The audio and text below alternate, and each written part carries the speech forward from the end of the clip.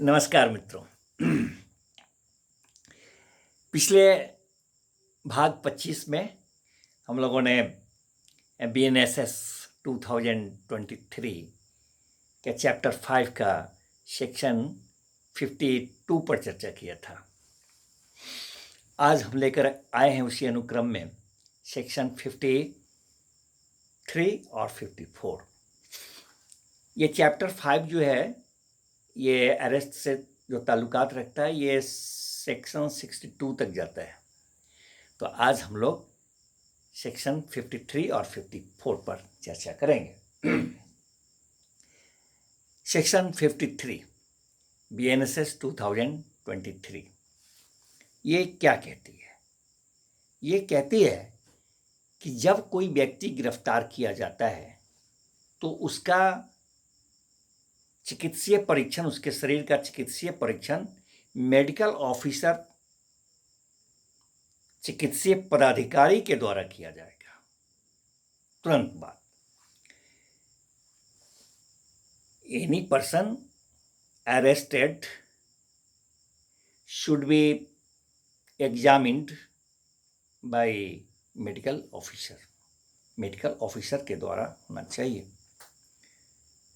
जब कोई व्यक्ति गिरफ्तार किया जाता है तो उसे तुरंत मेडिकल ऑफिसर, चिकित्सा पदाधिकारी जिन्हें एमओ कहा जाता है, वो केंद्र सरकार के द्वारा अथवा राज्य सरकार के द्वारा उनके अधीन सेवारत होते हैं। तो उनसे उसका चिकित्सीय परीक्षण उस गिरफ्तार व्यक्ति का तुरंत कराया जाता है। सपोज जहाँ इस तरह के चिकित्सा पदाधिकारी उपलब्ध नहीं हैं, जो केंद्र सरकार या राज्य सरकार के सेवाधीन हों, उपलब्ध नहीं है, तो रजिस्टर्ड मेडिकल प्रैक्टिशनर के द्वारा कराया जाएगा। तो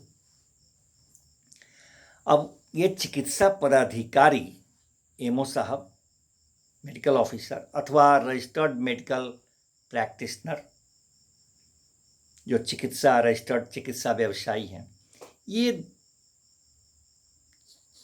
परीक्षण के क्रम में अगर ये उचित समझते हैं, इनका राय है कि दोहरा करके इसका परीक्षण किया जाए, चिकित्सीय परीक्षण इसके शरीर का, तो दोहरा करके भी वो कर सकेंगे।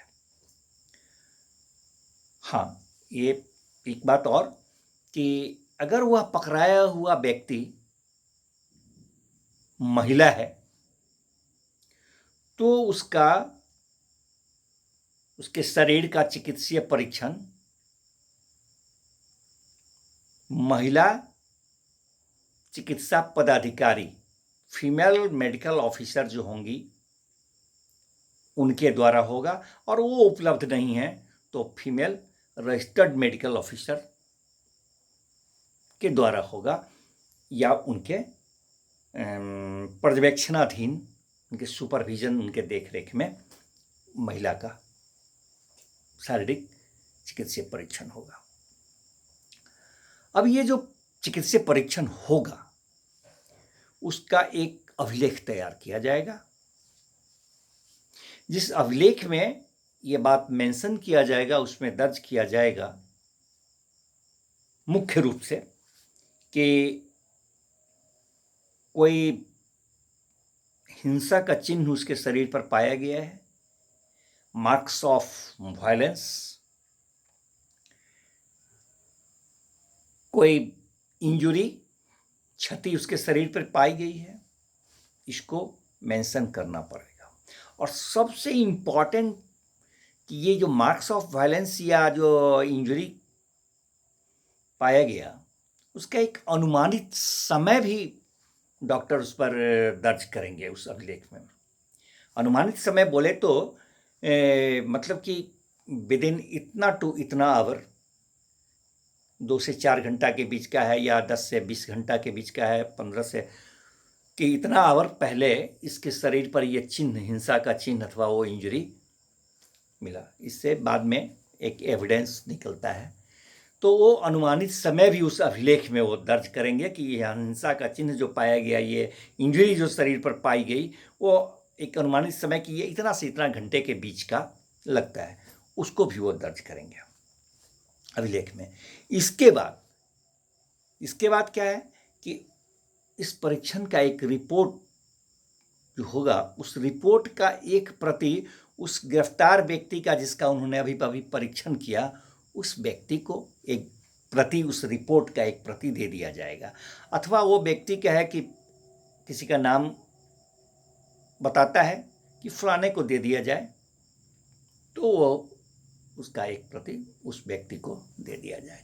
इस तरह ये सेक्शन 53 बताता है कि जब कोई व्यक्ति गिरफ्तार किया जाता है तो तुरंत उसे चिकित्सा पदाधिकारी जो केंद्र सरकार अथवा राज्य सरकार द्वारा उनके अधीन सेवारत हैं, उनके द्वारा उसका कराया जाएगा परीक्षण।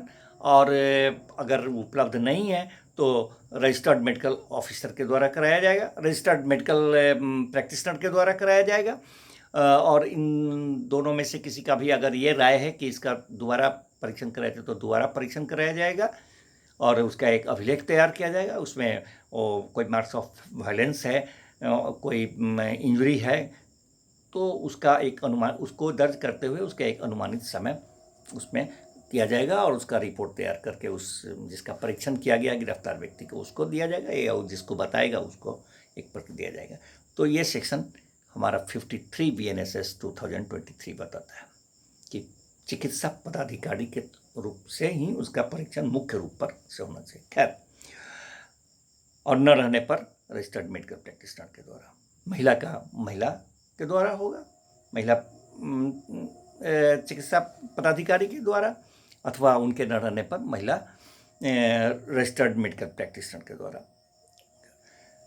अब हम लोग इसी अनुक्रम में सेक्शन 54 BNSS, सेक्शन 54 BNSS 2023 क्या कहता है? ये कहता है आइडेंटिफिकेशन, गिरफ्तार व्यक्ति के शिनाख्त के बारे में, उसकी पहचान के बारे में। जब कोई ऐसा व्यक्ति गिरफ्तार किया जाता है जिस पर आरोप है अपराध करने का, ऐसा व्यक्ति गिरफ्तार किया जाता है जिस पर आरोप है अपराध करने का, मीन्स टू से ही has not been arrested at the time of occurrence, at the time of at the place of occurrence, बाद में पकड़ा जाता है। तो जब ऐसा कोई व्यक्ति गिरफ्तार किया जाता है जिस पर आरोप है अपराध करने का, तो उसे पहचानने की जरूरत पड़ती है अन्वेषण के क्रम में, क्या वह वाकई वही व्यक्ति है। तो जब थाने के भारसाधक पदाधिकारी को, अफसर इंचार्ज को ये प्रतीत होता है कि यहाँ पर हमें अन्वेषण में इसे किसी व्यक्ति के द्वारा पहचान करवाने की जरूरत है, इस गिरफ्तार व्यक्ति का, या कुछ अन्य व्यक्तियों के द्वारा पहचान करवाने की जरूरत है इस गिरफ्तार व्यक्ति का, किसी व्यक्ति से अथवा अन्य व्यक्तियों के द्वारा पहचान करवाने की आवश्यकता अगर इन्हें अन्वेषण के क्रम में महसूस होता है इस अफसर इंचार्ज को, तो वो अधिकारिता रखने वाले न्यायालय को निवेदन करते हैं। अधिकारिता रखने वाले न्यायालय को निवेदन करते हैं कि मुझे अन्वेषण के क्रम में इस गिरफ्तार व्यक्ति का किसी व्यक्ति से अथवा व्यक्तियों से पहचान करवाने की आवश्यकता है। न्यायालय, वो अधिकारिता रखने वाली न्यायालय है, वो इसे उचित समझती है तो उस रीति से उन्हें शिनाख्त करने का, आइडेंटिफाई कराने का उस व्यक्ति का किसी व्यक्ति से अथवा व्यक्तियों से उन्हें आदेश दे देती है, अनुज्ञा दे देती है कि आप करा सकते हैं। अगर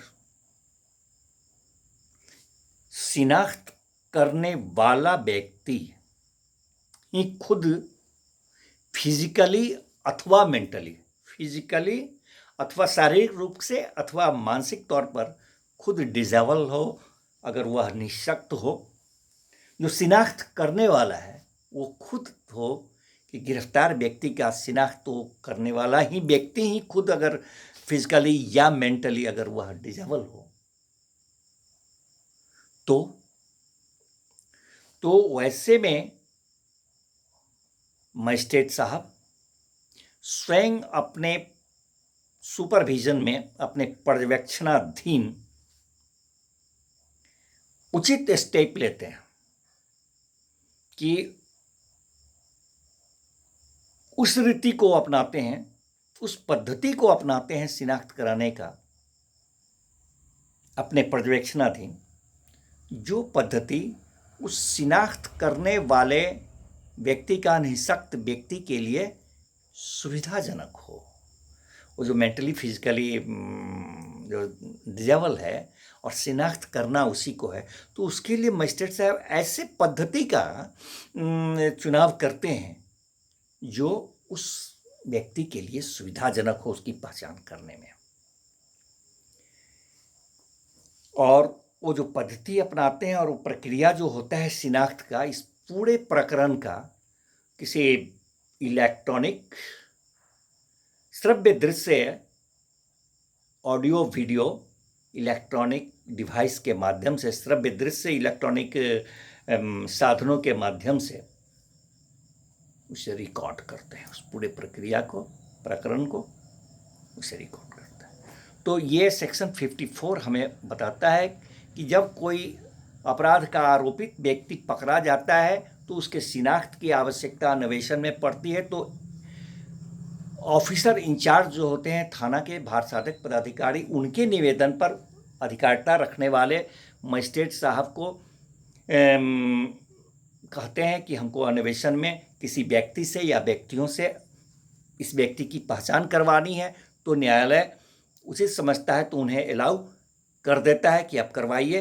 परंतु अगर शिनाख्त करने वाला व्यक्ति ही निःशक्त हो मेंटली या फिजिकली, तो ये अपने पर्यवेक्षणाधीन मजिस्ट्रेट साहब स्वयं उसका उस रीति से का चुनाव करके कराते हैं जो उस निःशक्त व्यक्ति के लिए सुविधाजनक हो। और इस पूरे शिनाख्त करने का जो प्रकरण होता है वह ऑडियो वीडियो इलेक्ट्रॉनिक डिवाइस के माध्यम से, श्रव्य दृश्य इलेक्ट्रॉनिक साधनों के माध्यम से कराते हैं और उसका पूरा रिकॉर्डिंग करते हैं, अभिलेख तैयार करते हैं इस माध्यम से।